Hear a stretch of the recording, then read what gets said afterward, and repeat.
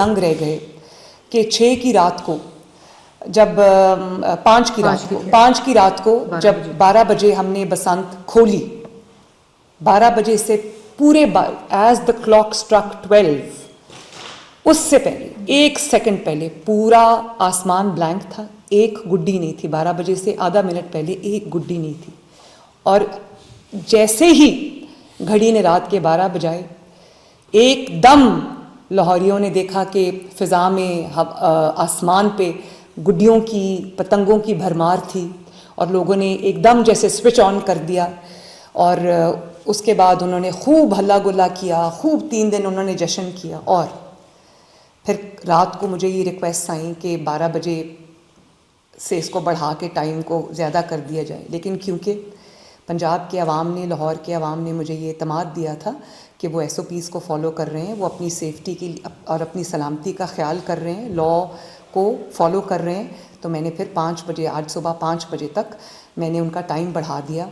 और जब 5 बजे फजर के बाद मैं सोई ये देख के कि अल्हम्दुलिल्लाह खैर खैरियत से जो है वो बसंत गुजर गई। और ये भी मैं आपको बता दूं, 5 बजे, जैसे ही 5 बजे, उसके बाद एक गुड्डी आसमान पे, एक पतंग आसमान पे नज़र नहीं आई। ये तो जो हमारे मिजाज को जानते हैं लोग बतौर कौम, उनके लिए तो ये एक कोई मोज़े से कम नहीं थी कि इतना ज़्यादा लॉ को फॉलो किया मेरे अवाम ने, पंजाब के अवाम ने।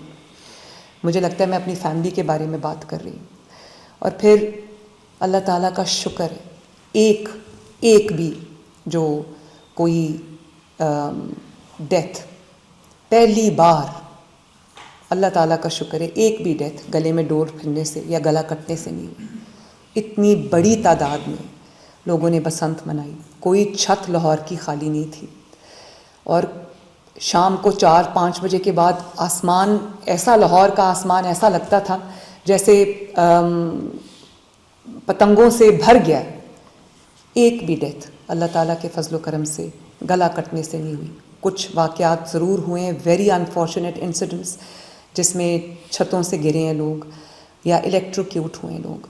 लेकिन अगर वहाँ पर भी गवर्नमेंट के तमाम SOPs को फॉलो किया जाता, जिसमें मैंने बार बार ये रिक्वेस्ट की थी कि आपकी छतें अगर महफूज नहीं हैं, अगर कोई कंक्रीट की दीवार नहीं बनी हुई, तो टेम्परेरीली अपनी छतों को महफूज बनाइए, उनको चारों तरफ से रॉड्स के साथ और वो जो नायलॉन की रोप्स होती हैं उनके साथ टाई करें और अपनी छत को सिक्योर करें।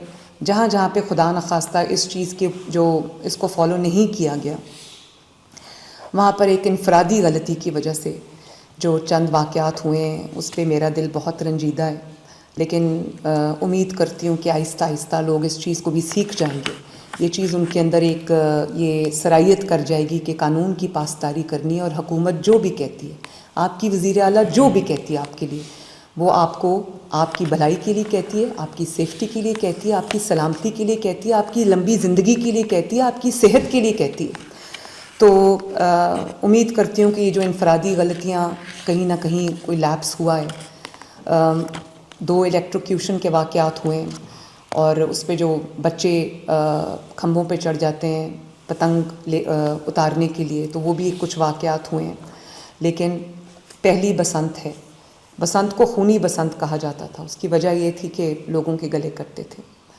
2-3 वाक़यात हुए हैं गले पे डोर फिरने की, और वहाँ पर क्योंकि हमारे बहुत जो एक्सपीरियंस सर्जन्स अवेलेबल थे, उनको फ़ौरन जो तिब्बी उनके लिए जो सहूलियात थी वो अवेलेबल थी, तो ज़्यादा ब्लीडिंग नहीं हुई, ज़्यादा नुकसान नहीं हुआ, और फ़ौरन जो है वो सर्जरी करके या उनको स्टिच करके उनको कर दिया गया।